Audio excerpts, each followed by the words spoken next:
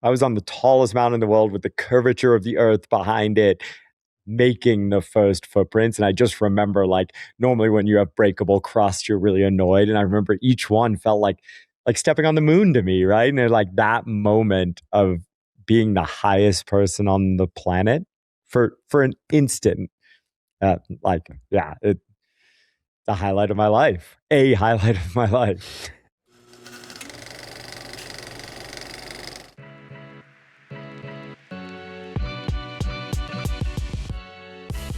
Hello and welcome to the Duffel Shuffle.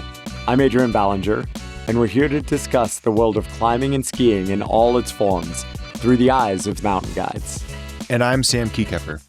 In each episode, we'll unpack exhilarating stories, share invaluable insights, and get up close and personal with some of the most experienced and passionate guides and athletes in the industry. Whether you're a seasoned alpinist or a weekend warrior, the Duffel Shuffle is your ticket to the thrilling world of climbing, skiing, and mountaineering. Join us.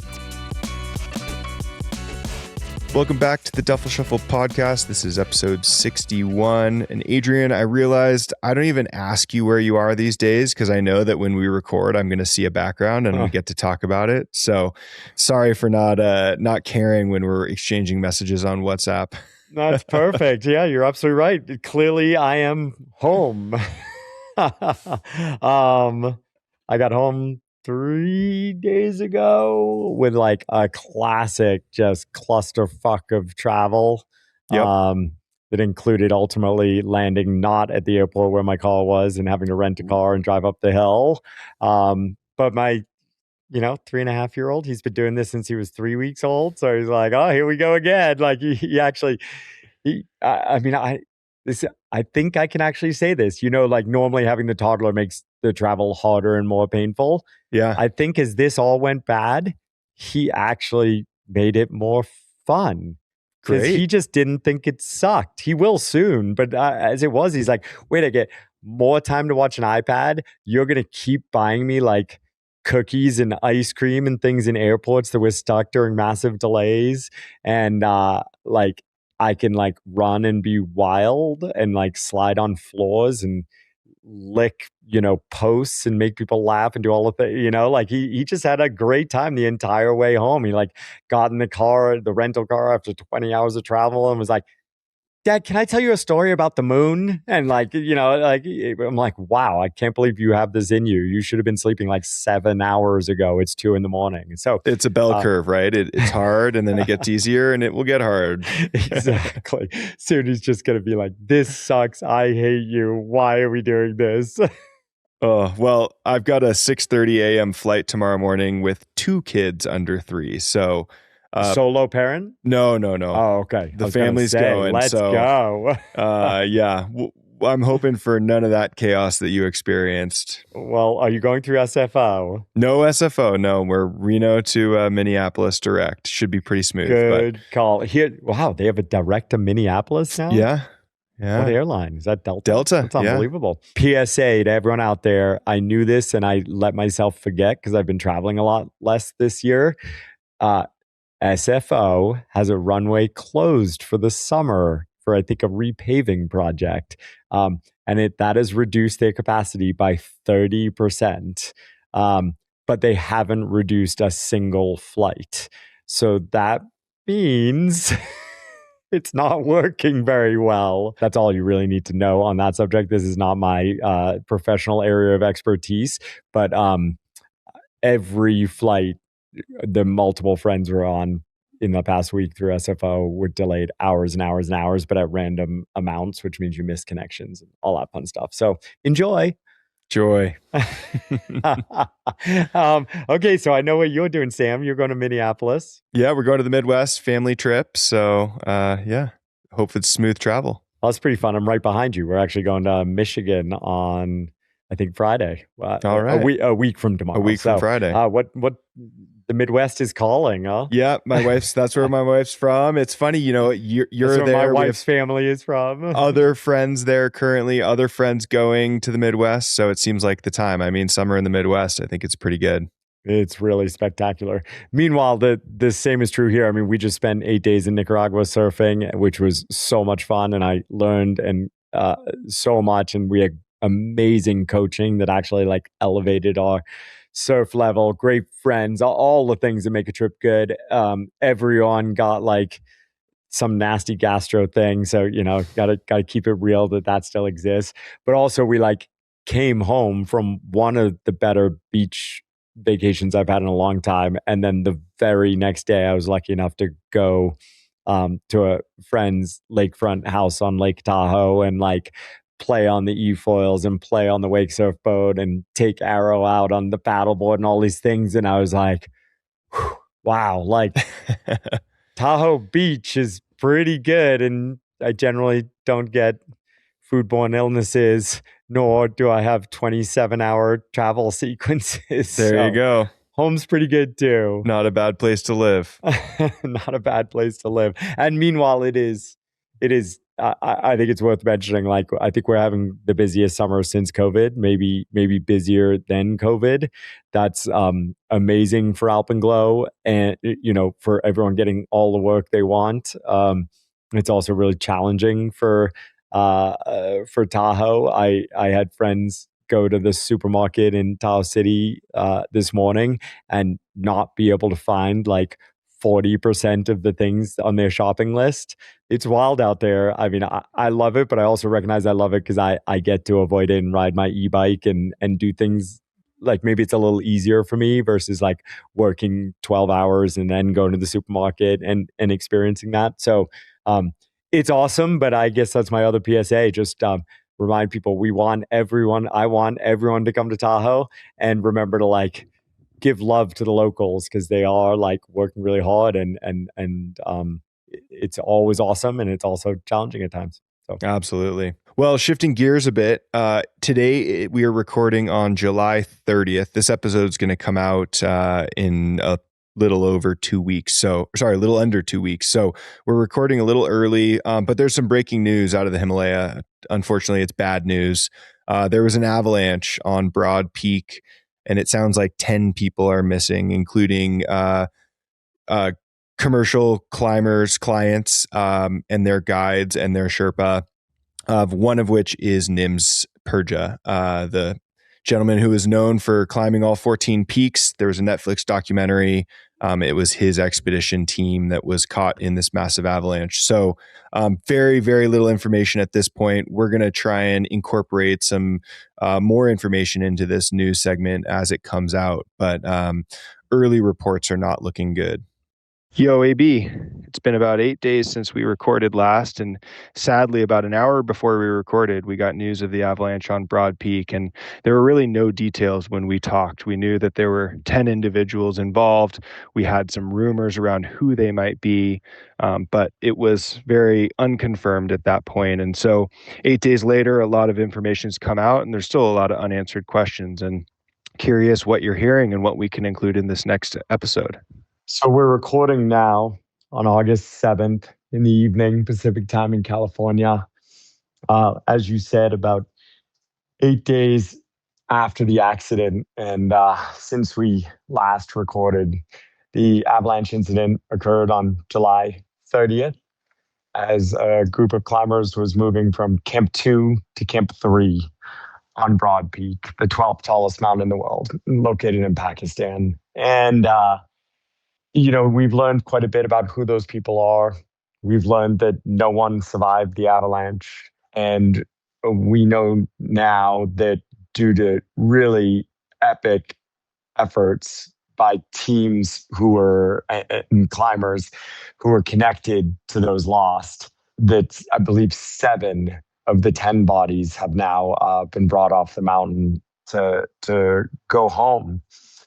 3 bodies do remain on the mountain because essentially this avalanche, and we'll talk just a little bit about it, but where it happened, it pushed people far off the climbing route, and some all the way down essentially to base camp altitude, but some were deposited by the avalanche in these really technical exposed areas, exposed to more avalanches and also quite difficult climbing. So they weren't pushed down the climbing route. They were pushed down the side of the mountain instead of following the ridge where the climbing happens. And so getting the climbers' bodies off the mountain has been really difficult. So 3 remain on the mountain. I believe those are Sohail Saki, a Pakistani climber, leader of a company named Moving Mountains, a high altitude worker. Mallory Weiss, an American climber, and Nawang Sherpa, a Nepali. I wouldn't be surprised if additional attempts to bring those bodies down occur, or even in a future season, as the season kind of closes in Pakistan here this year. So perhaps, just sharing a few more of the details that have come out. The climbers were from 4 different companies, 3 Nepali companies and 1 Pakistani company. Pakistani company, Moving Mountains, and the 3 Nepali companies were Elite Expeditions, Imagine Nepal, and Seven Summits Treks. 3 of the companies that have really been growing very quickly over the past decade have been leading this charge into multiple 8,000 meter peaks back to back, and also kind of leading this push for Nepali climbers to lead their own expeditions, guide their own expeditions, um, and offer all of the services they do. All 3 companies have also, really been in the forefront of Nepali climbers pushing the boundaries of what's possible, I'd say, especially in terms of multiple peaks, back to back peaks, and climbing all 14 peaks. Often with supplemental oxygen, occasionally without supplemental oxygen, most of the time with clients, but occasionally and more often for themselves. So these companies have really been leaders in this kind of like new phase of both mountaineering and the commercialization of 8,000 meter peaks. The climbers lost range from clients from China, the United States, and Oman, 1 each from each of those 3 countries, 1 Pakistani climber, and 6 Nepali climbers. Of course, we all know the climber who's received, the people have heard the most about is Nims Purja, commonly known as Nims, who obviously through the Netflix documentary 14 Peaks gained a lot of recognition. He's been climbing and pushing really hard since, and he was climbing with actually a guide and high altitude worker that has worked with alpine expeditions as well as with elite expeditions. That's Yukta, and has certainly really affected many on our team. Who have climbed with us, Sherpa who have worked with us, and mountain guides who have worked with Yukta. It's a real loss. Yukta was the only IFMGA mountain guide out of the 10 killed. He was climbing with Nims. And so, he is one of a number of the climbers up there who had a lot of experience in the big mountains, while he was the only certified mountain guide. Obviously, many of the Nepali climbers, as well as the Pakistani climber, had a lot of experience and time in the big mountains, and this is a devastating loss for their families, for their communities, and I think for Nepal's mountaineering industry. It's an accident where a lot of like knowledge and talent was lost in one incident. And I'm sure it's also going to lead to sort of reflection on the style of expedition leadership and expeditions that have been being led and really growing over the past few years. All we know about the avalanche and the conditions of the avalanche, I unfortunately on this podcast and in my life as a leader and mentor of a group of mountain guides and working with a lot of like clients who spend a lot of time in mountains with hazards, in my friendships with professional climbers and skiers who spend a lot of time in areas with risk and hazard, I end up talking and thinking a lot about accidents like this one. This one is obviously really large with 10 killed in one incident. So it's gaining a lot of mainstream media interest, but every single year in every single mountain range, there are avalanches and accidents happening in the mountains. And I think a lot about the losses to families and friends and communities.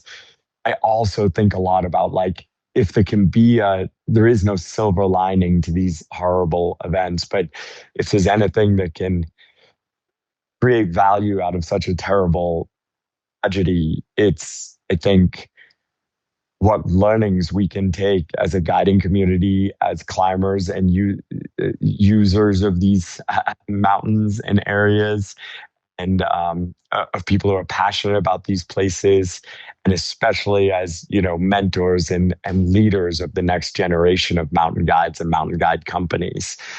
And so I certainly hope that's a process we'll be able to go through with this avalanche. Right now, there's been a lot of just, sharing the stories of the 10 people lost, and really feeling for the families and those left behind. And I think that's really important and thoughtful. These are just horrible tragedies. And we all know there is a truly random nature to some aspects of the mountains and the risks we take in the mountains. With that said, many people know I'm a pilot as well as a climber and skier. And as a pilot, we have accidents, especially in small planes, on a regular basis. And in the U.S., there's something called the NTSB, the National Transportation Safety Board. And every single accident that results in a fatality in a plane, in an airplane, is extensively researched by a neutral board, not by friends of the victims, not by the company of the victims, by a neutral government taxpayer board. And the learnings that have come out of NTSB searches have dramatically changed aviation over the decades and dramatically changed safety in the field of aviation. And I know I and all of the pilots I know spend a lot of time in the NTSB endings after each accident. And we discuss them and debate them. And they often take, there's usually a preliminary report within a couple of weeks of an accident, and then a final report, which might take 1 to 2 years, where everything is looked at from the airframe to the engine to the avionics to the pilot to the pilot's health to the passengers to weather. Really everything is considered. And while not every accident has a clear outcome and set of learnings from them, many, many do.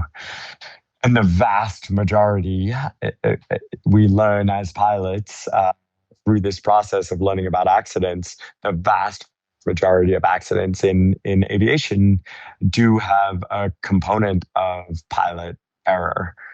We don't have the same level of, we just don't have the ability to do that type of deep dive investigative work into climbing accidents. I think we as a community have to take all the facts we can find, and we have to try to find learnings with a focus on making our sport and activity safer. And this is something that just really, really comes from my heart, the belief that while the mountains can never be safe and should never be safe, if we are guiding others, if we are hiring others to work for us, even if we're professional athletes trying to climb something and we have support staff, we have an incredibly high responsibility and level of accountability to be maximizing safety and minimizing hazard to both our employees and our clients. And when accidents happen, we have to be unemotional about trying to learn from those accidents in order to improve the levels of safety in the mountains. And so that process, I think, there are some conclusions or at least some facts we have today from this accident. Many are still missing. Some things we'll never know because everyone on the slope, everyone on the summit push on July 30th, moving from Camp 2 to Camp 3, was killed. We can't ever know some of the specifics of what they experienced in the moment or what conversations or decisions may have been being made. And I think we need to have a lot of humility to the fact that we don't have all the facts of the accident, and we never will. As I look at this accident, and again, I don't want to make too many assumptions. I wasn't there. I do have some firsthand accounts now of people who were in the range and on mountains close by. We also have some accounts coming out in the media of people who were on Broad Peak either earlier in the season or decided not to go on this summit push. So I think what we do know, what we can be confident on, is that it was a difficult season in the Himalaya. Both far fewer climbers, far fewer IFMGA mountain guides. So smaller teams made the workload difficult on all of these mountains, and then a difficult season in terms of lots of storms, lots of snow, lots of wind.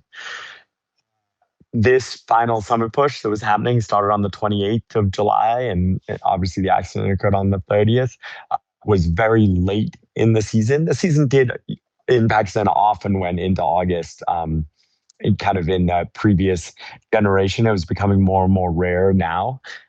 Most teams in Pakistan this season had kind of like either made their summits or called the season. But these four teams, along with a couple of teams on K2 and a team on Gasherbrum 1 and 2, remained. Actually, there was also a team on Nanga Parbat on the Rupal phase. So there was certainly lots of climbers around still hoping for one more window. And it makes a lot of sense to me. I remember staying very late in my season hoping for one more window. This window that was taken, I think we have the facts that this was a really difficult window with high potential hazard. What we know is the week prior to this summit push, it snowed heavily for about 6 days, day after day after day after day, from the 22nd to, I believe, the 26th. I heard the last day of snow before the last day before the team left base camp, or these four teams left base camp, it snowed 40 centimeters overnight. So we know there was a lot of fresh snow on the mountain. Now, fresh snow doesn't automatically mean higher extreme avalanche hazard, but we have to be aware of it. And I'm sure these teams were. These teams ended up deciding to join forces. Imagine Nepal, Seven Summits Treks, Elite Expeditions, and Moving Mountains decided to join forces for this final summit push and kind of move on the same schedule. That's not uncommon at all, especially when you expect to have to break trail through deep snow and or replace or dig out fixed ropes. Broad Peak did have fixed ropes on it from earlier in the season, but those ropes, we now have, eyewitness accounts that those ropes in this section of the mountain from Camp 2 to Camp 3 were all covered by feet of snow. They were not recoverable. So the teams were either going to need to place new fixed ropes or climb without fixed ropes. And it seems that they most likely chose to climb without fixed ropes through this terrain. So those are sort of the facts that we know. A lot of fresh snow on and fixed ropes being covered, and a really stormy week leading up to this. Beyond that, it looks like the group climbed well from base camp to Camp 1, from Camp 1 to Camp 2. They left Camp 2 at a logical time at 5:30 in the morning and started moving up the slope. The section from Camp 2 to Camp 3 on Broad Peak is known as being highly avalanche prone due to this big basin of kind of in that perfect angle of 30 to 45 degrees. These slopes that can really build a lot of snow. It's this big catchment basin that can catch a lot of snow, and potentially form slab avalanches if the snow is of the right consistency, if the wind is correct. We've seen over the years a lot of instability in these areas, and there's been a number of avalanche accidents in this area over the decades of people climbing Broad Peak. They've always been, one person killed, two people killed versus a big accident like this. Those are mostly the facts that I know about the avalanche at this time. I really hope to understand better, what the crown of the avalanche looked like, how far above the climbers it broke. what I think we'll struggle to know is where the warning signs, cracking, womping, other avalanches, things like that. We do know the slope continued to avalanche during the body recoveries, which again were a really epic effort led by Mingma Ji of Imagine Nepal, but with other companies or other climbers as well. The bodies that were left on the mountain were not on the climbing routes. They weren't on the safer path following the ridge up to Camp 2. They were all on the avalanche debris kind of run out zone under the big catchment basin that ultimately avalanched. And so in order to try to recover the bodies, the climbers went straight up the avalanche path to try to recover bodies. And they saw at least 2 avalanches, including one that completely covered both rescuers in the recovery effort. So we have known this slope is highly avalanche prone, and it continued to show it was highly avalanche prone. So now I'm in deep and my mind is spinning. Like I'm sure so many people connected to this avalanche and not connected. And I don't want to lose sight of, where I started, which is, recognition of the tragedy and the fact that the mountains are dangerous and, time in these mountains, repetitions does add to the risk of climbing these mountains. And some of the climbers killed here, like Nims, were climbers who just have had dozens and dozens of repetitions, climbing and being in the exposed dangerous areas of 8,000-meter peaks.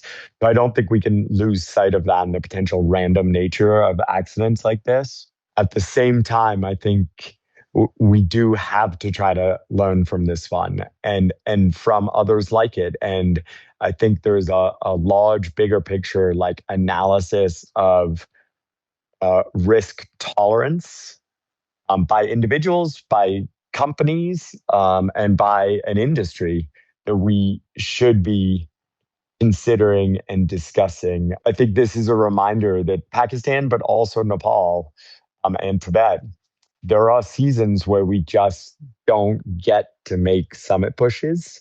This is something we talk a lot about at Alpenglow. I think if we look around the industry, we often see discussions or we see claims of 100% success rates by companies or 90% success rates by companies. And these things create, I think, potentially a mindset that we must summit the mountains when we go to them. The funny thing is, oftentimes those summit ratios, the way companies, they're not exactly lying, but they often count their summit ratios, meaning from the people who leave the highest camp on the mountain on the summit push, how many summit. And I think that's a really unfair way to look at these numbers because the truth is, many, many times on many mountains, companies choose that no one goes for the summit. No one goes for a summit bid.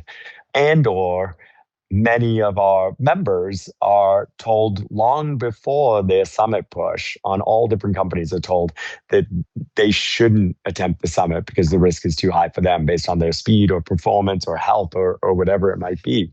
And that people need to know about all those things to understand that actually the average summit ratio on these mountains is probably 40%.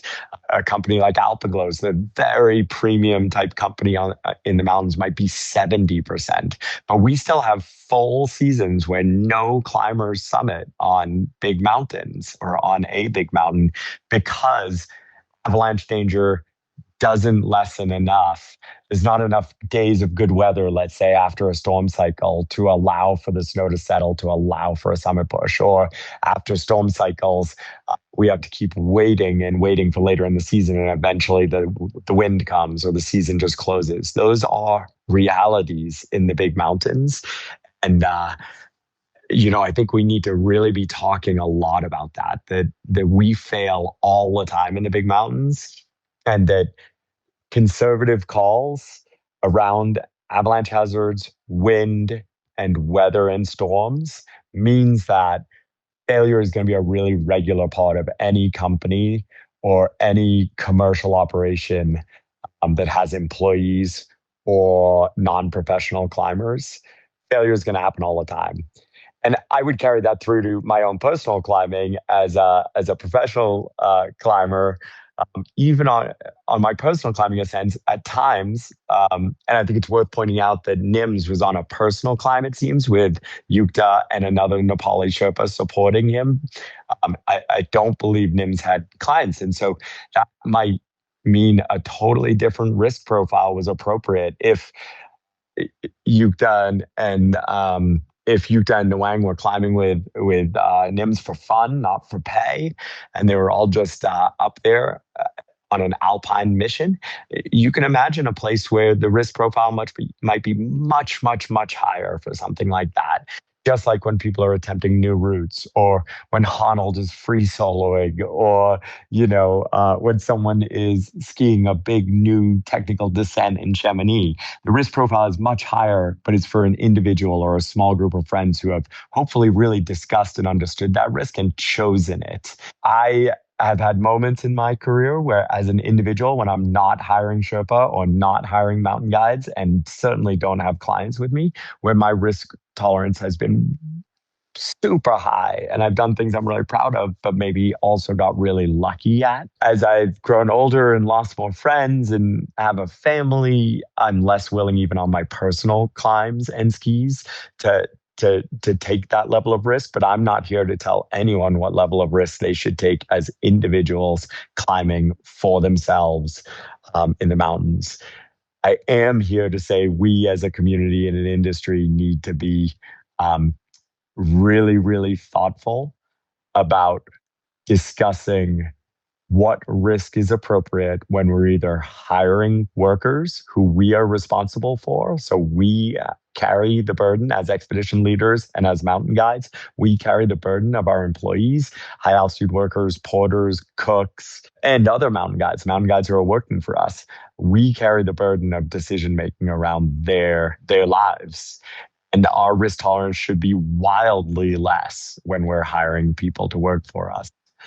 And I think the same is obviously true when non-professional climbers come to us, asking us to make decisions for them that they don't have the experience to make themselves. Potentially, they can be part of the decision-making structure, but we as expedition leaders and mountain guides who have hundreds or thousands of reps in the high mountains and in avalanche conditions and things like that, we have to take that burden on ourselves, and our comfort with risk should be entirely different. So that's a lot. There are still so many unknowns here. This is not throwing rocks at anyone who lost their lives or are part of the companies that had this accident. There is an incredible amount of randomness to the mountains, and there's still a lot we don't know about this incident. With that said, we should be, looking at ourselves as an industry, looking at our safety record, looking at we now have, quite a few years of data of commercialization in Pakistan as well as in Nepal and Tibet. We can really look at incidents that have happened with clients or workers over the past years, couple of decades. And let's really take a good hard look as an industry and think about the accidents that happened, and while honoring those lost and while honoring the random nature of the mountains.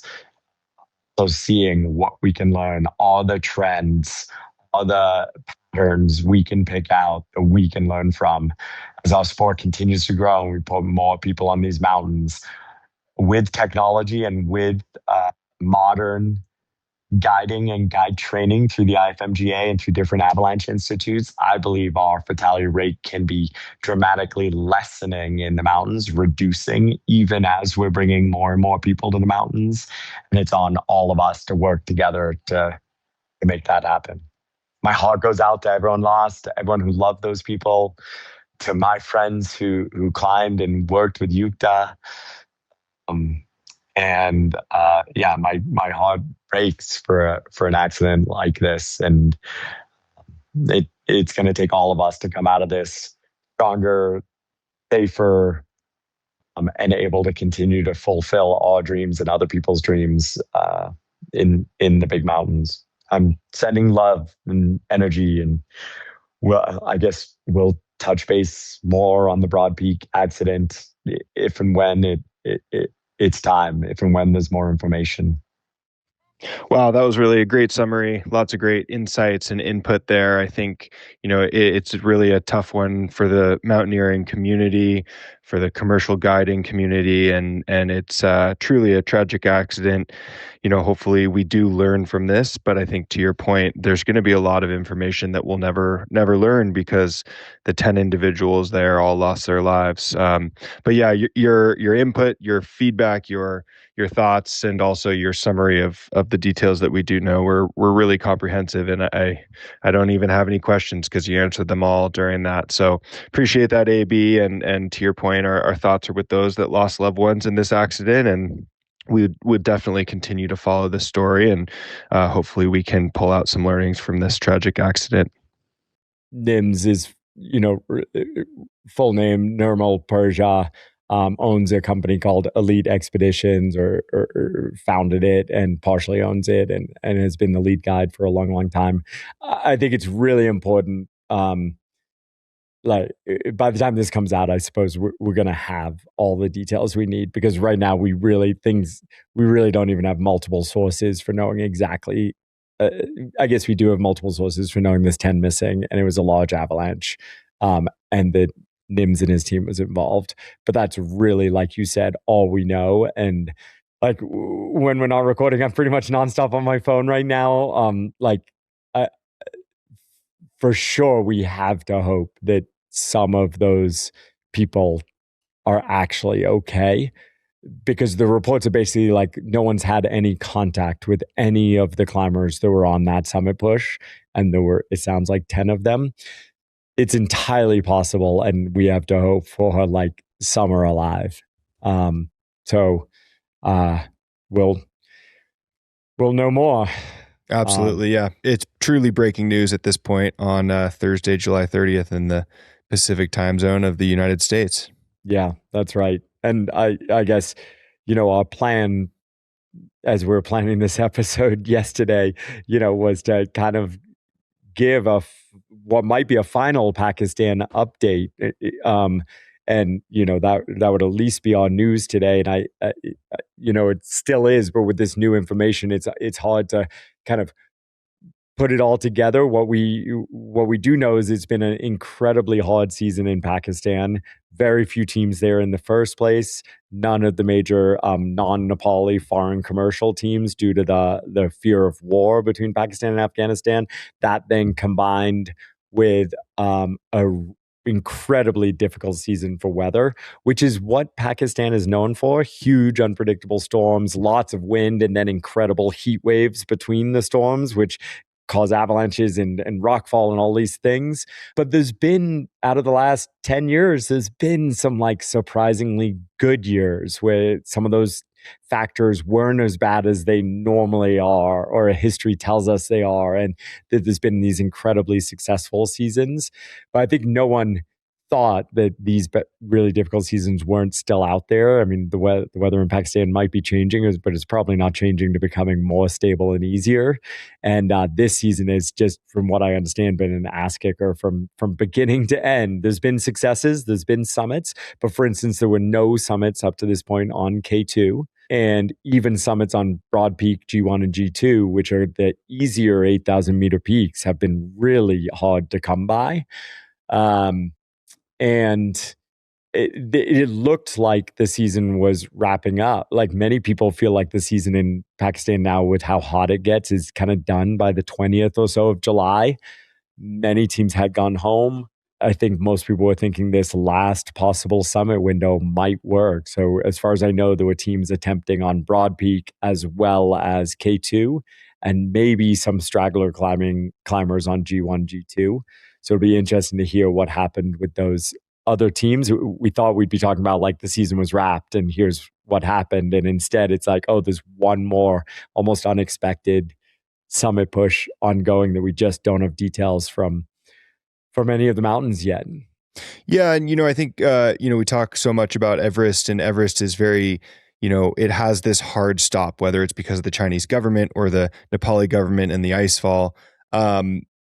It seems like Pakistan is maybe a little bit more of like a consensus stop rather than a hard stop, if that makes sense, where, people all agree that the season is over, but there's not like this hard end date that is mandated. Um, is sticking around and waiting it out like a strategy that can pay off in Pakistan, or does it truly just get too hot? Yeah, I mean, and anecdotally, exactly what happened in 2019 on K2. It was a busy season. It was a very warm season. There was a lot of avalanche hazard up high on K2 above the bottleneck on the traverse, and 90% of teams went home around July 20th. My team and Nims's team chose to stay. And a few climbers from other teams basically joined in with Elite, like almost switched teams, but with like the support of the other Nepali operators. So there were a few climbers from other teams, but really two big teams chose to stay. And we ended up with a perfect summit window, both temperatures and weather, and also a huge wind event, which is why most people packed up. Was it was like, well, it's unclimbable now, and now no one's going to be able to climb for a week because of this huge wind event. Most climbers went home. We stuck through that wind event, just kind of sat it out, even though it might, we might still have failed, and everyone wanted to go home. Hindsight being 2020, it was the right thing to do. The wind ripped all the snow off the upper mountain that was causing all the avalanche hazards. So instead of making it more dangerous, which it could have, it made it less dangerous. And we were able to go on this like incredible summit push where, Nims's team fixed the last third of the mountain that hadn't been fixed yet that season because they were on oxygen and we weren't. So they wanted to go ahead. We refixed the section below the bottleneck, which we're going to talk about today, where all the fixed lines had been ripped out. So we were able to replace all that. And it was just this great moment where these two teams got to stand on top, including me and Color Perez without supplemental oxygen. So it totally makes sense to stay. Like in general, if you think about like the cost of an extra week of your life versus the months you've put in to get acclimatized and set up the mountain. It's easy to say the mountain's too dangerous this year, but things can change. So I have a lot of respect for the teams that held out and stayed. Of course, then you've got to make the decisions you're going to make once you're up there. The one other thing I was going to mention, I think we all have talked a lot about the Trango Towers, and there was a big rock fall on the Trango Towers, but actually hit base camp.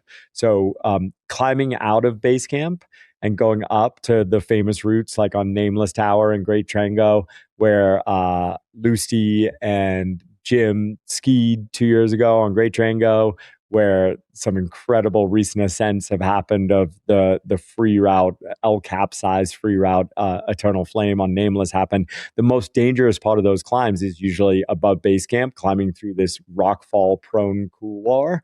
But those rocks aren't meant to make it down to base camp. And base camp's meant to be safe next to this little lake. And but I have often heard climbers talk about like, it's an awful lot of big rocks that came from somewhere around base camp. And unfortunately, there was a major rock fall with, I think, 4 climbers hit. One is very seriously injured, but has been rescued by helicopter, I believe.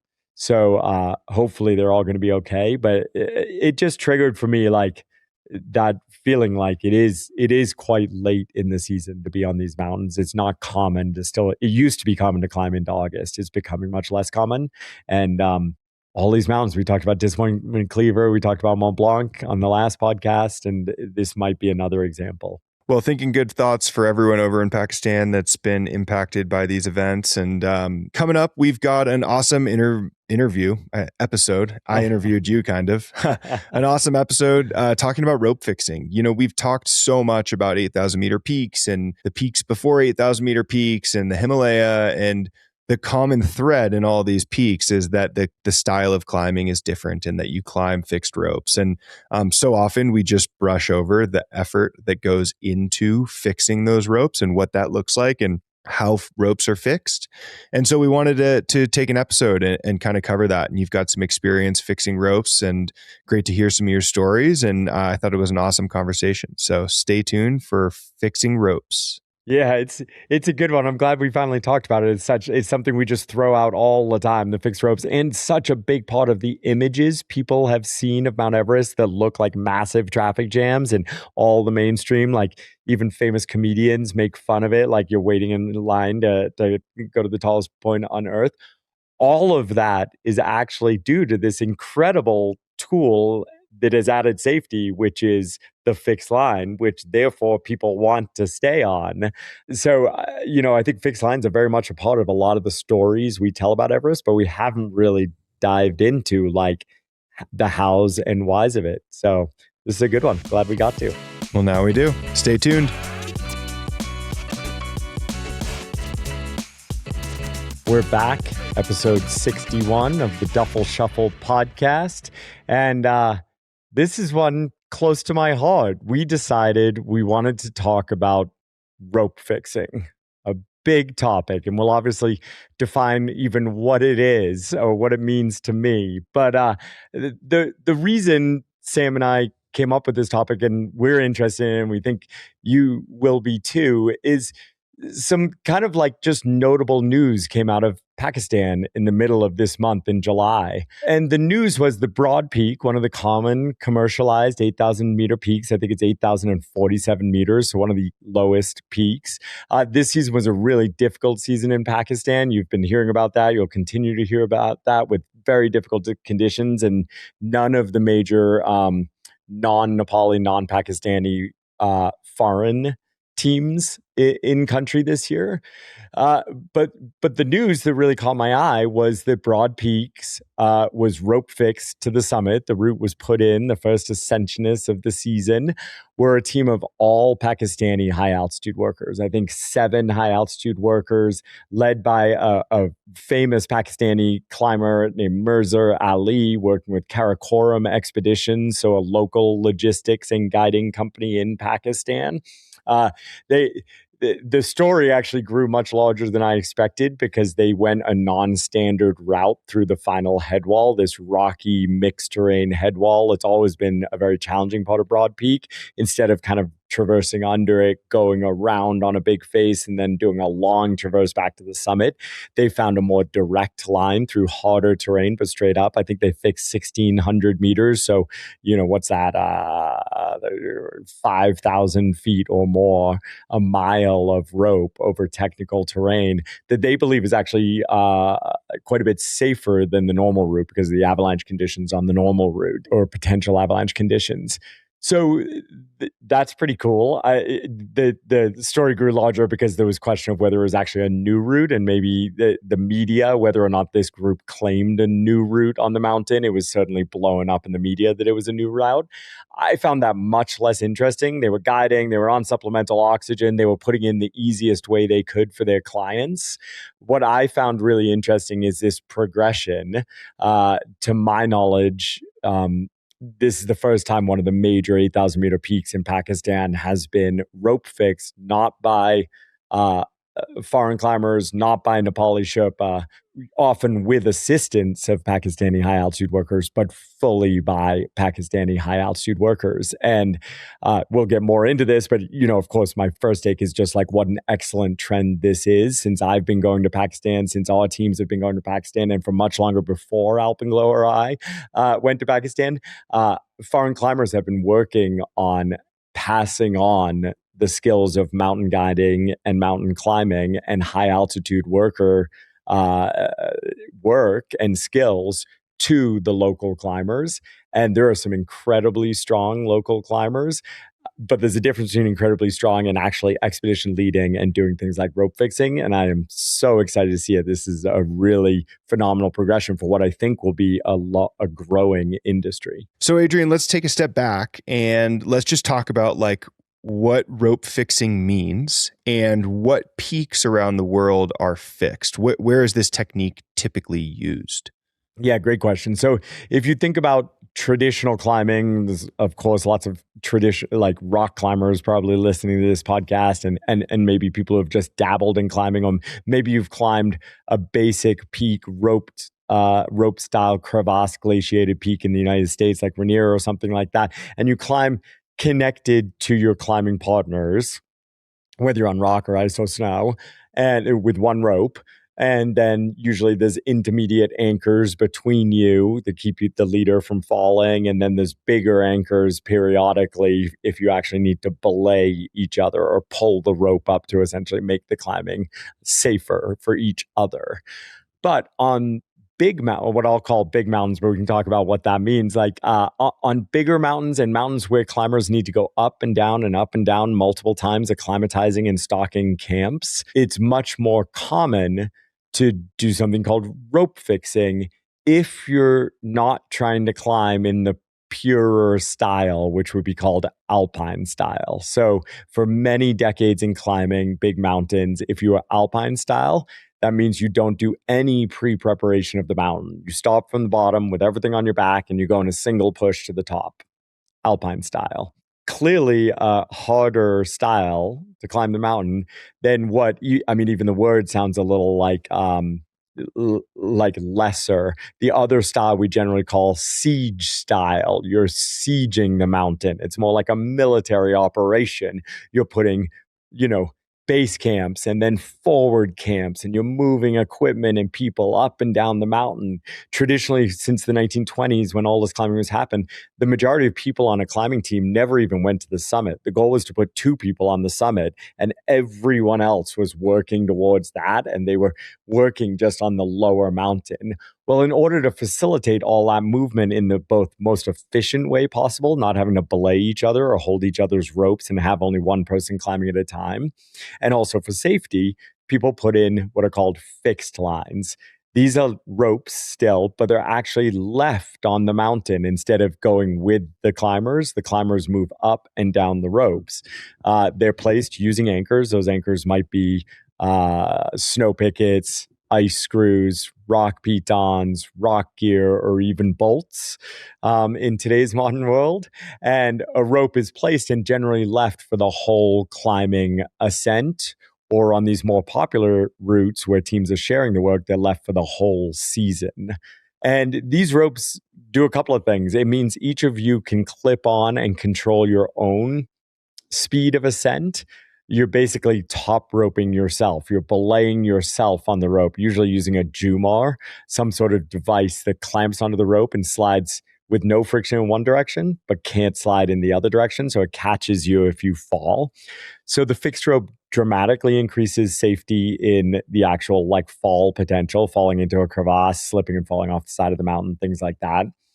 The second thing it does is it allows for a much, much faster descent, which for sure has saved just countless lives in the big mountains, because instead of having to either down climb very slowly and not fall with your partner, or rig a rappel, set up a rappel. So set up a rope, go down that rope, and then pull that rope and do it again and again, which is a really slow way to get off a mountain. If you have fixed lines, you can just keep using your belay device and going down rope pitch after pitch after pitch. So you can get down mountains incredibly quickly, which you can imagine in storms, bad weather, sickness. It is a huge safety increase. The last thing the fixed ropes do, and this really came out of the 96 tragedy. Back in the 1996 Everest tragedy, the Into Thin Air was based on. Prior to that accident in 1996, even commercial teams on mountains very rarely fixed an entire mountain. They only fixed the most dangerous or difficult sections of the mountain. And people were either climbing a traditional rope team on other sections, or they were actually just soloing a lot of the mountain, following flags or something that hopefully kept them from falling into crevasses or getting lost. But in 96, what happened is there were large sections of Mount Everest without rope.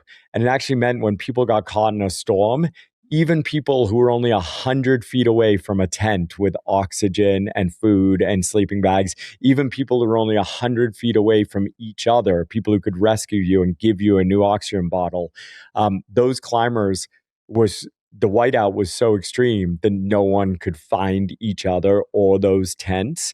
And so it became common after that accident to basically make the umbilical cord continuous on Mount Everest and other mountains, where if you just keep following the line, you will get to a camp where there might be resources that could save your life. And so the fixed line might even be like a shoelace, something that's not actually weight bearing, but you can clip into it and make sure you're going the correct direction. And then, of course, fixed lines get thicker for when we're on ice and snow terrain. It might fall in a crevasse or take a slip. And then they get thicker again when you're on technical rock terrain where cut resistance of the rope itself might become crucial. You can imagine, though, all that equipment is really heavy to carry, and carrying loads up high is really difficult. And that's why you're constantly doing this balance between strength of the system versus like weight of the system. So let's dive into where this technique, fixing ropes to climb a mountain siege style, is used around the world. Yeah, you're generally going to see fixed ropes used in a couple of places. Number one, there are still cutting edge teams, especially from Eastern Europe and Russia. Siege style has kind of fallen out of popularity in much of the world, but especially in the United States. Alpine style is really, really respected here. So generally, you won't see like climbers from the US using like siege style on new routes, for example. Except on El Cap, right? Except on El Cap, very common. But you will see teams trying to do new routes without supplemental oxygen on really difficult faces in the Himalaya, still using this technique, and still usually with the idea of 6 or 8 climbers and only a couple going to the summit. A great example in our circle is actually Topo Esteban Mena, the new route he attempted on Mount Everest, on the north side of Mount Everest, and they failed in their initial attempt. They ultimately decided if they were to return and try again, which is a big dream of his, they would fix at least the first 6,000 feet or so of the route, vertical feet, terrain that's not that difficult for them, but they mostly soloed, but that would allow them to go up and down, acclimatize much better, and then be much more rested for the second 6,000 feet of the route, which they would climb in alpine style. So, you do still see it a little bit on cutting edge teams trying to do new routes on big mountains. But where it's vastly more common is on commercialized routes where mountain guides and commercial teams, logistics operators are taking non-professional climbers. We see it commonly on some of the most famous mountains in the world. Even forget the Himalaya for a moment, like on Denali. In the US, the ranger team puts in fixed lines on one section of the mountain each year between 14 camp and 17 camp, where it was quite common to have accidents on this big, icy, steepish face. They wanted to make it more efficient and safer for climbers to climb that terrain. So they added fixed ropes, and they're put in every year.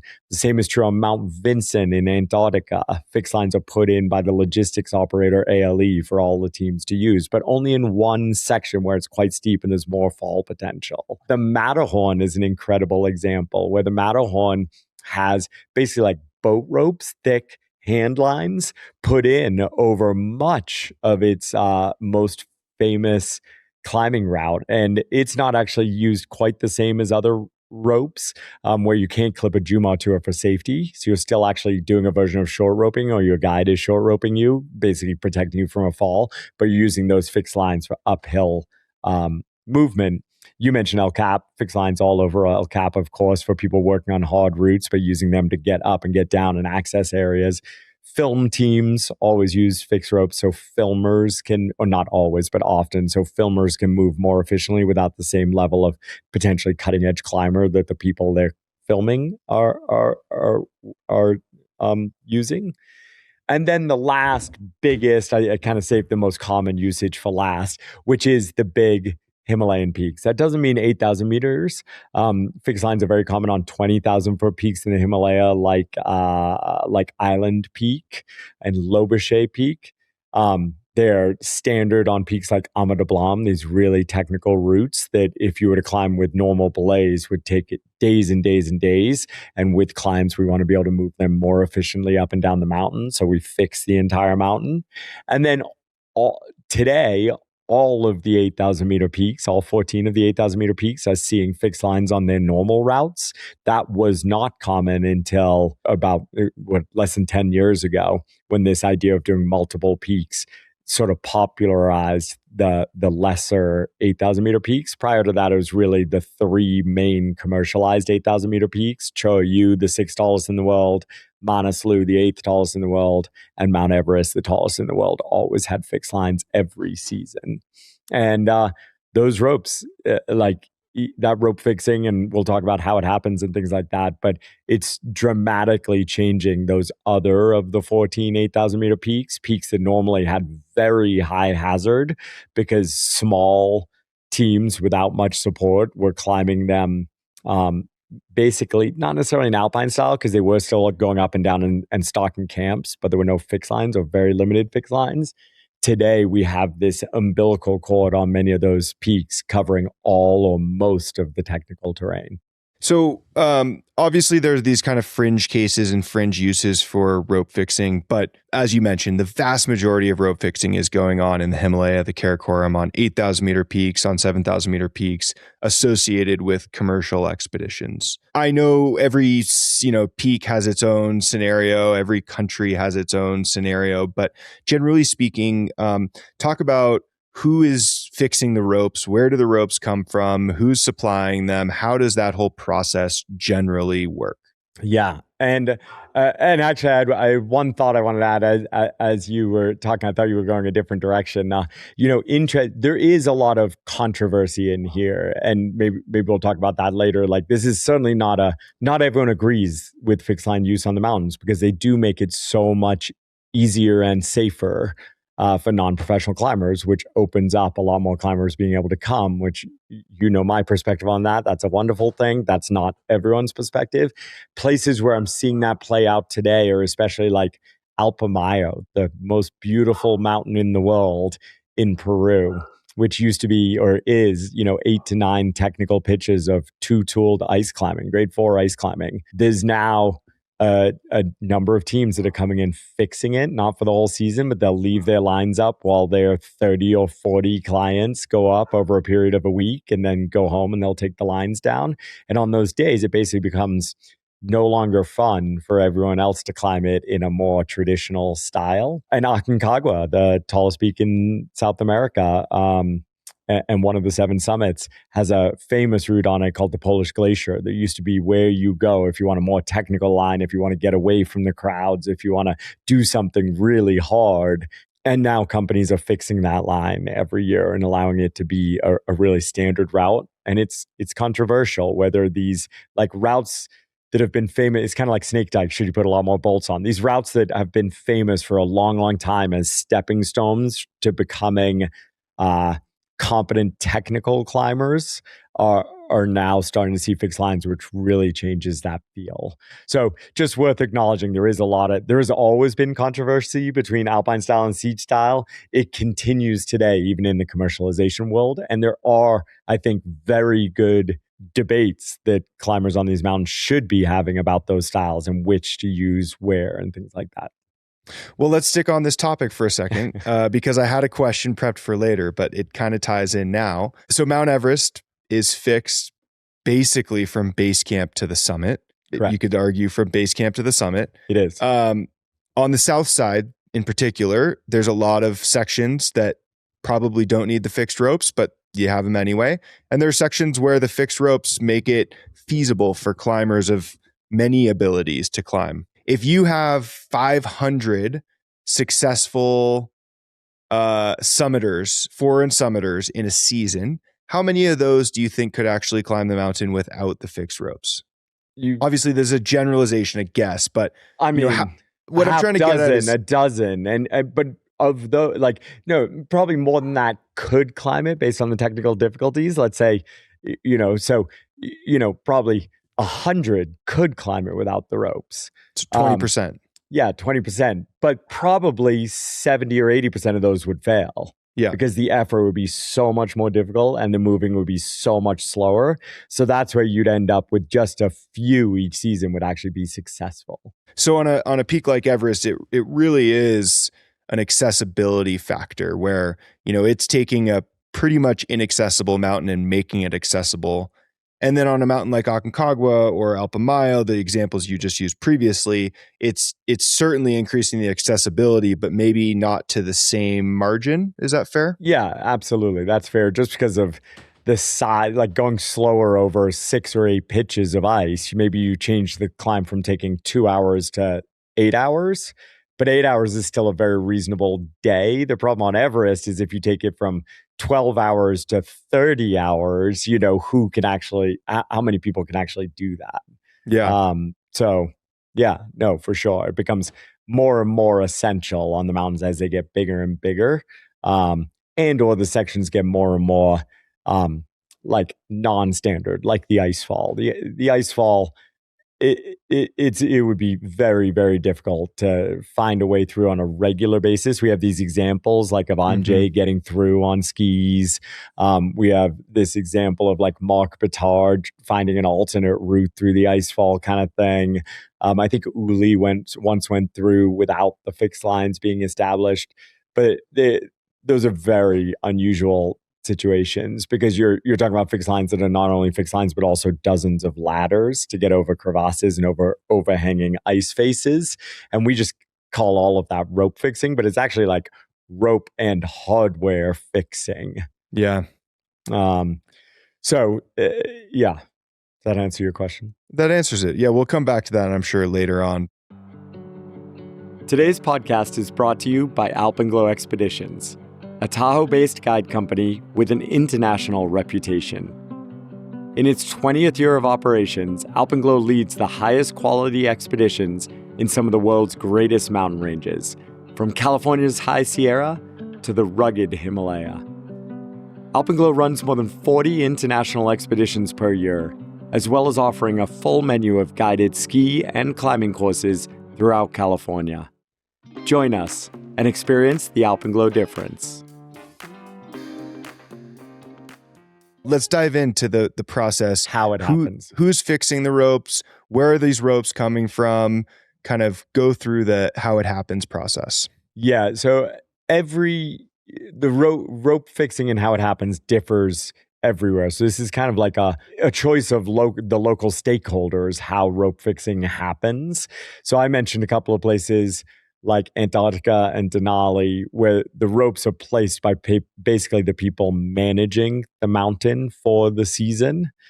So that's one example. And then on kind of the far other end of the spectrum, and we're going to talk some about the history of rope fixing, I think, or like at least my history, my sort of 30 years of being a part of this, because it's very common on smaller mountains or mountains where there's only 1 or 2 teams, that there is no organization before you show up. And so you as a team, you might be the only team. When I went to Makalu with Hillary, Jim, and Emily, we were the only team on the mountain. So we brought what we thought we'd need to fix.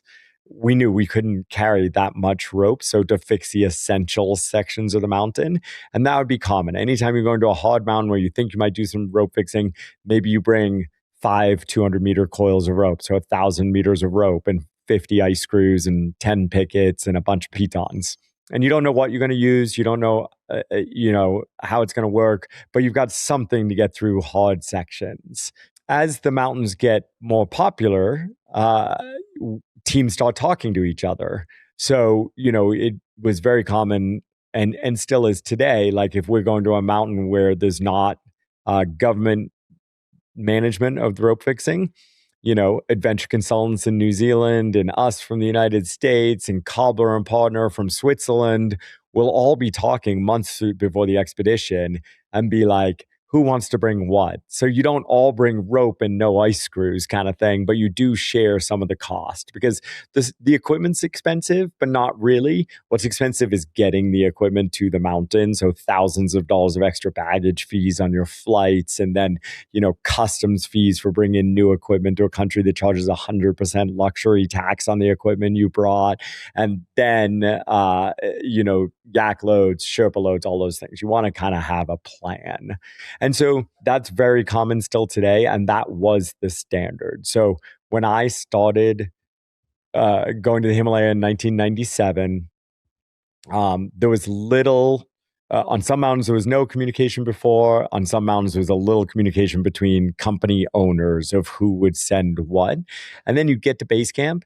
And basically, these teams, and this is part of what I love about the Himalaya, I think many people from the outside think we compete really rigorously with other companies. Companies compete very rigorously against each other for clients.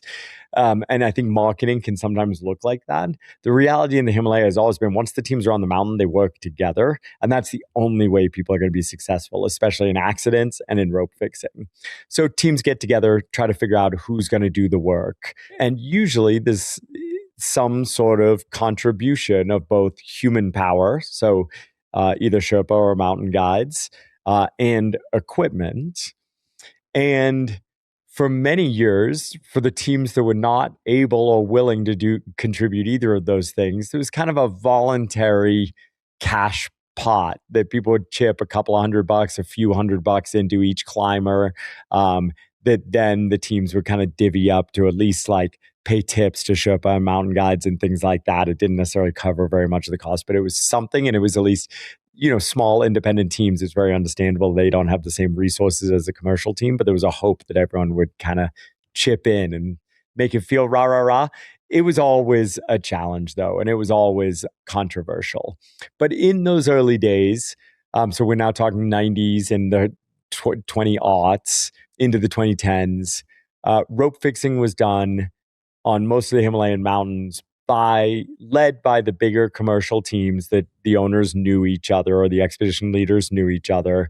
And the teams would generally be made up of some number of mountain guides or professional foreign climbers. So foreign climbers, non-Nepali, non-Tibetan, or non-Pakistani, and then some number of local climbers, high altitude workers, mostly Nepali, sometimes Tibetan and Pakistani.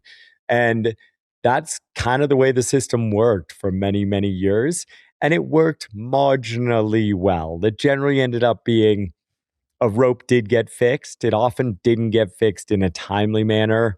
People didn't like the route that was changing, and there would be a lot of sniping about who went this way instead of that way and the risks involved and things like that. And there would be a lot of sniping of your team said they'd give 4 Sherpa and only 2 showed up at 1 a.m, and my Sherpa had to do this. And so there was always, there was a lot of tension in the system. And I mention all that because countries have started professionalizing that, especially on Everest. So specifically in China, about 10 years ago, the Chinese government came in and said, we're going to take over rope fixing and making it more like Denali, for example, or more like Antarctica, Vinson. And they'd actually sent representatives to those mountains to understand how it was done there. And they built up a team of Tibetan Sherpa who had been working with foreign teams and Nepali teams and had learned a lot of the skills. They built up a team and said, this team will now fix the rope from bottom to top on Mount Everest on the north side. And it's been fantastic.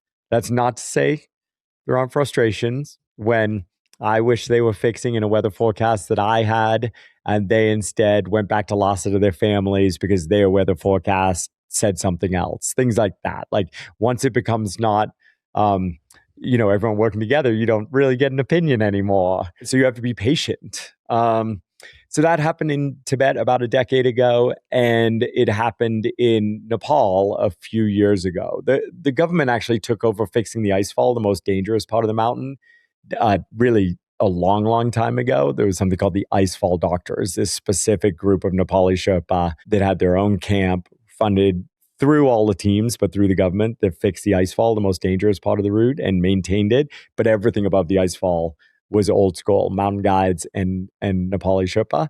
And that then changed to the government basically saying the Expedition Operators Association, the EOA, should manage rope fixing on Mount Everest and some of the other popular mountains in Nepal.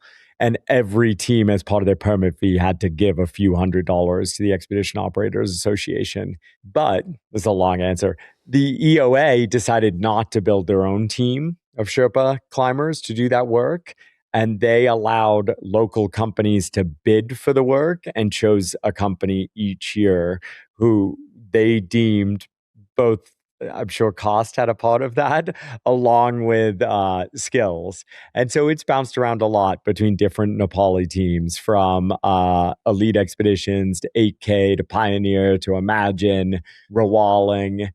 And overall, it's working. I think those teams certainly have the skills today to do the work. There are many IFMGA Nepali guides now leading many of those teams and companies. They're doing a fantastic job. I think it still leads to some challenges of, I'm not the process is quite opaque, and I'm not sure the best rope fixing always happens. It might be happening at the best possible cost.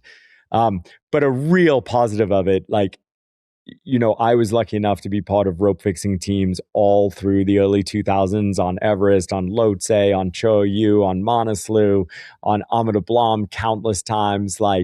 And there's some of the favorite moments of my entire career was being a part of those teams. But also always during that time, the reason I was being added was not because I was as strong as the Nepali Sherpa I was working with. It was because I had technical skills they did not at that time, whether that was placing bolts, building redundant anchors, avalanche decision making, because rope fixers are by far more likely to be avalanche than anyone else on the mountain because they're going through this terrain first. And so I and other mountain guides like me were often or professional climbers were being asked to join these teams specifically for those skills.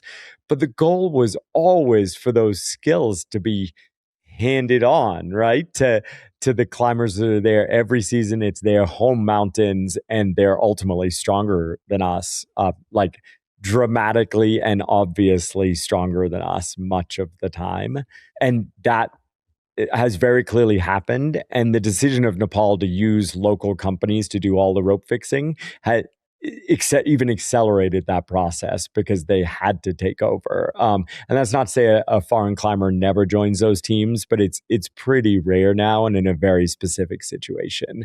I think this year, was it Baltic? I think when the icefall doctors were struggling to find a route through the icefall, and even with drones, it wasn't obvious, and there was this hazard of a serac that may fall. Ultimately, Baltic joined the team, a Polish ski mountaineer, and helped to find a way through that section. So it does still happen, but it's much less common today as the skills and confidence of the Nepali climbers and IFMGA mountain guides has just continued to grow. So I want to dive into some of your experiences fixing ropes in a second here. But first, in my understanding of rope fixing, and particularly on the 8,000 meter peaks in the Himalaya and the Karakoram, partially from conversations we've had, partially from how the media portrays it, it seems to be both like an opportunity / reward and also like a punishment / a task. And I don't know exactly where it falls. How would you respond to that?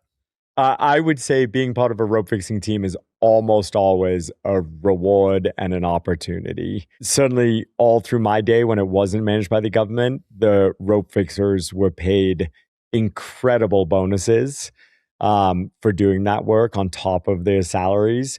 They were also paid, if they went to the summit, another full summit bonus. And Alpenglow a long time ago was having a bonus for actually standing on top is a really bad idea because people make really, really poor decisions. To potentially make 25% more wage. That's how big standard summit bonuses were. A whole season, you get 25% more. You stand on the tippy top, but not if you stop 10 feet below. Not a great system. So we kind of changed it to if you're on the summit team, whether your task is making tea in Camp 4 or carrying rope to halfway to the summit or going to the summit, you get that bonus. And so, the money alone is a huge driving force.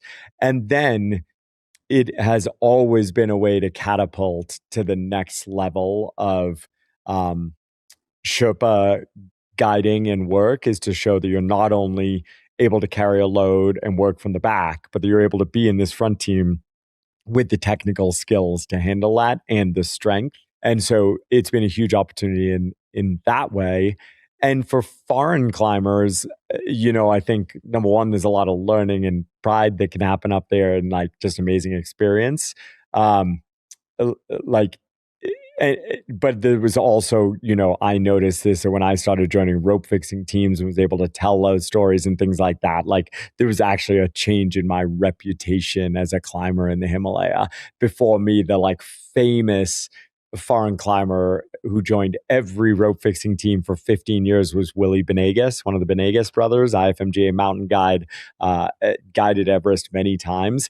But he was a climber that worked really well with the Sherpa, had a lot of respect. He was incredibly strong. And he was a rope fix leader, he was my predecessor, right? Like, and he did it for years. And it absolutely was a large part of what like made his career, as well as, he did great work and had these crazy life experiences to be up there. And, you said I'll just tell one quick story instead of just droning on. Like, no, I'm going to stop you. Okay. I want to hear, do you remember the first time you fixed ropes? And was it because Willie was like sick and you got asked, or? That's a great question. I remember, I don't know if it was the first, but I remember a very early time was actually on Ama de Blam. So Ama de Blam, for those that don't know, one of the most beautiful mountains in the world, sits in the Khumbu right by Mount Everest, 23,000 feet tall. No climber has ever walked under Ama de Blam and not dreamt of climbing it. It is this wild alpine route with 5.8 rock climbing, grade 4 ice climbing, 3 camps, high enough altitude that it's hard, like it's Aconcagua altitude, but not so high that like you need months of life. And it's just the best peak in the world. And I first went in the 90s as a solo climber and summited. It was like it really started me on this path. But in the early 2000s, I was guiding it, and fixed lines are common on it. Back then, not on the whole route, but on the hard sections, which include all the rock climbing between Camp 1 and Camp 2 and all the ice climbing between Camp 2 and Camp 3.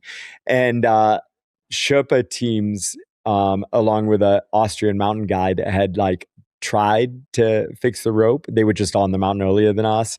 We were kind of acclimatizing still. And all teams got stopped on something called the Mushroom Ridge, this overhanging corniced, like imagine like soft serve snow building up on a ridge with the wind pushing it over. And teams hadn't been able to find a way through. And people it was one of those season ending moments where probably a dozen teams in base camp. And I had my own team, but I was mentored onto someone named Henry Todd. He was called the Todd father of the Himalaya, like this just larger than life personality, Scottish, angry most of the time. But he just ruled the mountain. And I remember him, back in the day, he's like, all right, hotshot American who says he's an ice climber, get your ass up there. Like I was assigned to go up by the angry Scottish man. And I was so scared of him. I was like, okay, here we go. But also I was really excited. And I went up with 3 Sherpa teammates, including Dorje Sonam, who you know very well and that I've worked with for 30 years. We went up together. Obviously, that takes time. It took us a day and a half to get up where all the teams had been stopped. And Dorje actually tried first and went out and came back and went out and came back. And basically, the issue was just what you actually had to do was tunnel vertically through a cornice. And that's something we do in Peru all the time, or historically did, to get to the summits of mountains like Alpamayo, where they dealt with this same type of thing. People do it all the time in Alaska. That's not to say it's not dangerous. It's just a climbing technique we're familiar with that the rope fixers primarily weren't, and the European Alps climber wasn't. And it has a reasonable amount of risk because you're in basically unconsolidated, overhanging snow that you can't place anchors in. Like the falls wouldn't be pretty, but I was able to go up and tunnel through this thing. And we're literally talking about a 20-foot section that had stopped everyone. And I got through and on top of the cornices and then was able to lead to Camp 3. And that was how long do you think the tunneling took you? Forever. And I think I backed off at least twice too. And I was like, because you tunnel for a while and your suit, I was wearing a one-piece moonstone, this old company, one-piece Gore-Tex suit that they used to custom make for me and a few other climbers. And it would get filled with snow and you were freezing cold and you couldn't see anything. We had straight shafted ice axes back then. So you're just bruising your knuckles and it's just nothing about it was good. So I think I backed off a couple of times, but like at least one time went all the way back to Dorje and like we'd sit on the ridge for a little while and be like, damn, it really is like it's done. And I'd be like, I'll go back out and like, so I'm sure it took a couple hours, but we ultimately got through it and basically unlocked the mountain. And then the like Sherpa just ran away from me and I never saw anyone again. You know, they fixed the rest of the route. It was literally unlocking this little puzzle. So that's one of the first times I remember. And also I think that set me on this path where it was like, I was a good technical climber at that time and was doing a lot of more like mixed and cutting edge and difficult climbing. And I liked working hard and I had these mountain guide skills. So I started getting asked to do more of that. Okay, and maybe this is the story you were going to launch into before I stopped you, but how about your most memorable? Yeah, that was obviously the one I was going to launch into. So my first Everest expedition was actually a Northside expedition. It was canceled in 2008. My second expedition was 2009 for a TV show called Everest Beyond the Limit on Discovery Channel. I actually just had a friend, Alan Arnett, the blogger Alan Arnett, recently wrote me. He was like, I was rewatching Everest Beyond the Limit. You were so young. And I'm like, oh, damn. Like, it was my first successful summit of Everest, and it was all captured on TV. So that was 2009. And then in 2010, I was asked to rope fix for the first time. And on the summit of Mount Everest, on the summit push. There are a lot of some of my rope fixing on Mount Everest was really memorable because I was like placing bolts on the mountain on the yellow band and up higher towards the south summit on the triangle face. That's pretty memorable to be drilling with a Hilti up there. So some of my memories of rope fixing on Everest have been because it's been like so heinous and terrible weather, and we've gone from Camp 2 on a single push all the way to the summit, which just isn't the way rope fixing should be done, but it was the only way we could figure out the weather. But like that first season, like I'd already summited Everest, I knew a little bit about it, but that season, like being out there with Purvatashi Sherpa, who was Russell Bryce's head Sherpa, Dorje Sonama became my head Sherpa, 7 others with 9 Sherpa and me. And it was actually just the most perfect day. One of those days when you don't have to wear gloves, there's not a breath of wind, there's no one else on the mountain. Back in the day, commercial climbers didn't try to follow the rope fixers. And so my second year on the mountain, I was up there with like 9 of the strongest climbers on the planet. And it was just like pure fun. It was like you and me going like skiing powder. Like everyone was so damn happy. And Purvatashi, this legendary Sherpa that summited 22 times with Russell Bryce, and at that time had the most summits of anyone and the most respect of any Sherpa. He led, I don't know, 92% of the summit day, breaking trail and pulling the rope, and everyone else was in support of him. But like he was cognizant enough that like everyone needed a pitch. So I got my one pitch that I got to go out ahead at like 28,800 feet on this easy snow slope. But I just remember being on Mount Everest and there had been enough snow that season. There was no ropes, obviously no footprints, no trash, no puke, no pee, no poop, like all the things that denote the route the rest of the season. I was on the tallest mountain in the world with the curvature of the earth behind it, making the first footprints. And I just remember like normally when you have breakable crust, you're really annoyed. And I remember each one felt like stepping on the moon to me, right? And like that moment of being the highest person on the planet for an instant, the highlight of my life, a highlight of my life.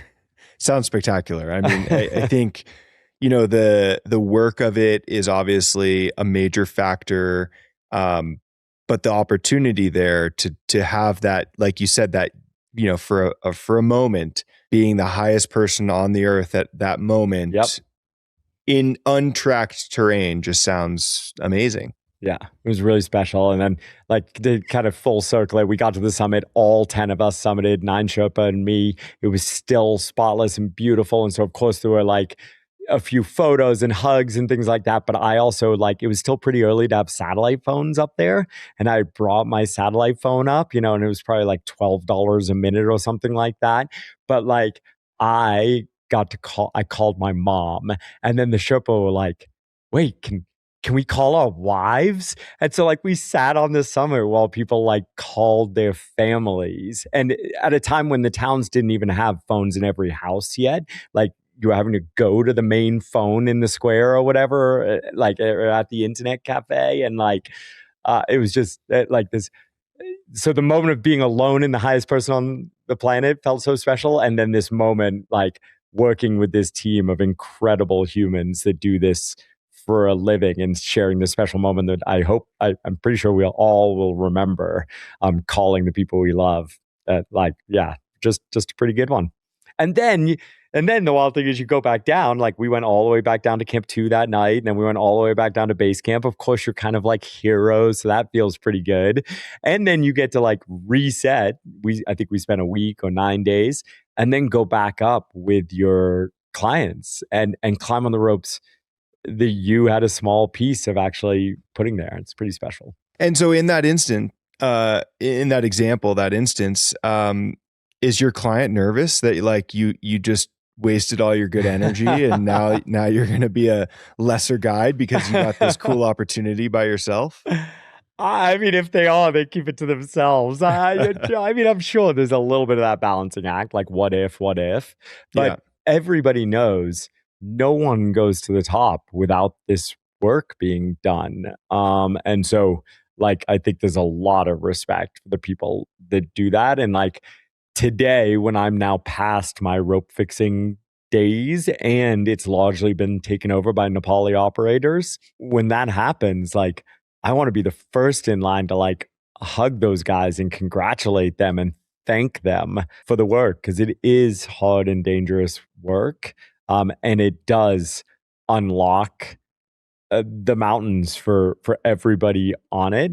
And I think today there can be a lot of marketing around that, teams like kind of putting out there like no one would go to the top if we didn't do this work. And I do want to push against that, because if I hadn't done the work, with the very rare exception, maybe no one else would have done Ahmed Ablam, but like probably some other stupid enough person would have come and tunneled through the cornice. And that's certainly true on all these big mountains. Like I've had plenty of situations on the mountain like Makalu in 2022 where it felt like it just wasn't going to get done. And so Topo and our Sherpa and me had to like take over and finish the job. And we probably sat around too and were like, if we hadn't done it, no one would. But the reality is the work's gonna get done. We should be very appreciative of the team and people that did it, but we should also recognize all the things you were asking about, all the benefits that team and those people get by doing that. If nothing else, the psychic reward you could probably see in my face for the times I got to do it. And none of us are like that special. Like another team would come along and do the work if we didn't do the work. Yeah. Well, I don't want to shift gears too hard and take away from this stoke that is just, radiating out of you. But you're letting me talk about my glory days. Let me tell you about fixing rope on Cho Yu with Topo. No, go ahead. Near misses always make for good stories. So can you think of any near misses in the rope fixing that you've experienced? That's a great question. I mean, the first thing that comes to mind is all the times that I failed, like rope fixing, like either ran out of fixed ropes, miscalculated, which sounds so silly, but it's actually hard to figure out how much equipment to bring. And you don't want to bring a lot of extra because there's so much weight to carry. You're talking about hundreds and hundreds of pounds of equipment, thousands of pounds when you start at base camp. And so it's more common than I would like to admit. The teams that I've been part of have run out of rope and had to stop. And then like do this sketchy rope fixing on the summit day, trying to stay in front of clients as they're climbing with Sherpa and things like that, which is non-ideal for a lot of reasons. And then lots of other times that I've been stopped rope fixing either because the climbing feels too dangerous, usually, like not so much too hard, but too dangerous. So either the rock is looser than we expected and not covered by ice like it normally is. That's pretty common on Ahmed Ablam. Or on Everest or other mountains like Cho-Yu having avalanche hazard where, I'm on a slope and it whoops and it's like we're all just up there like, oh, we got to fixed lines go with avalanches usually. So lots of moments like that.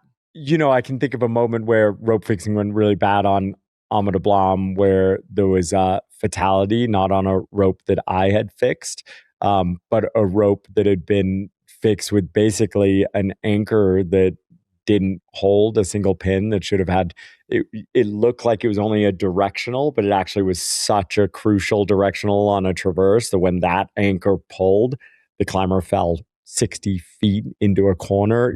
Like horrible accidents happen when I have seen horrible accidents when rope fixing hasn't been done well. It's also, we haven't talked about it yet, but kind of like the dirty little secret around rope fixing is that in general, the ropes are not removed at the end of the season. And so I've been part of 2 different body recoveries where people have clipped the wrong fixed rope. And the fixed rope was actually an old one that had been out for a year or years and failed under body weight. And the climber fell to their death. So those are the things that come to mind when I think of like fixed line horror stories. But yeah, there's certainly risk out there. Yeah. Well, that kind of leads in, you kind of just touched on my last topics in both of those. I'm curious about the reliability of the rope fixing. Obviously, you talked about how the diameter of rope might change based on if it's more of a guideline or more of a safety line, or a safety line in snow versus a safety line in rock. The diameter of the rope might change. Obviously, these anchors that you're using, a bolted anchor is quite strong. A snow picket or an ice screw could be significantly less strong than that bolted anchor in many scenarios. Talk a little bit about like how robust are these fixed ropes that people are climbing, and obviously, what's being fixed on El Cap is going to be very different than what's being fixed at 8,000 meters in the Himalaya. But kind of touch on that. Yeah, a majority of the fixed lines we climb in the mountains, I generally tell my clients, like, we're not fully like weighting them. They're meant to be for stability and for a fall if it happens, because oftentimes there's challenges, there's issues with the safety of the fixed lines. The most common being like, so when we fix lines, even though we might only have 200-meter spools, or we might even be using 60-meter sections, they're always tied to the next rope.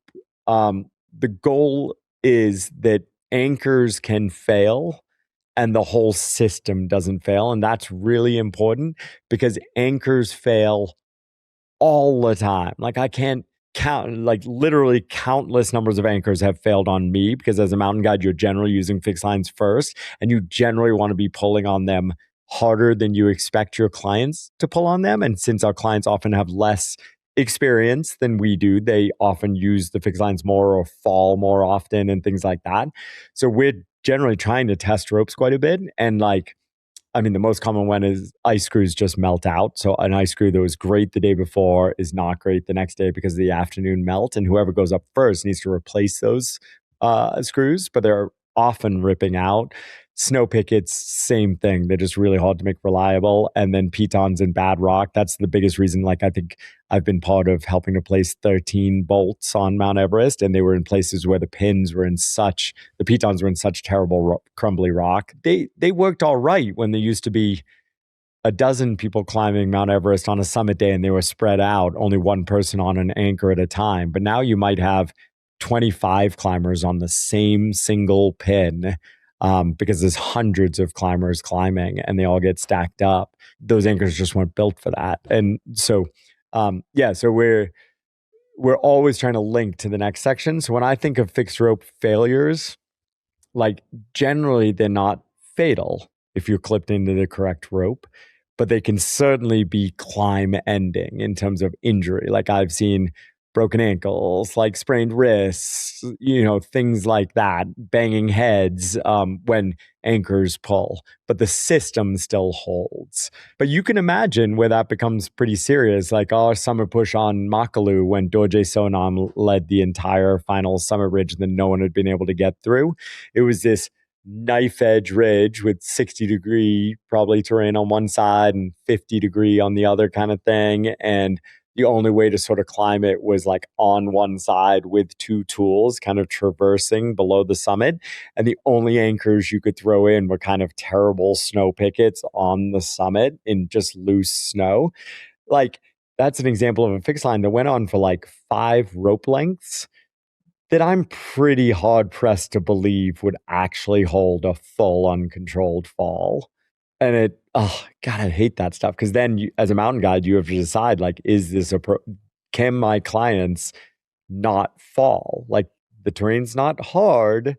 You have this fantastic hand line, but can they not make a mistake at 28,000 feet after 14 hours of climbing or whatever? Those are the types of things where I think rope fixing has a lot of risk. And speak to avalanches. Obviously, if there's rock fall on the fixed lines or sometimes ice fall, you're going to have damage to the rope that could sever the line.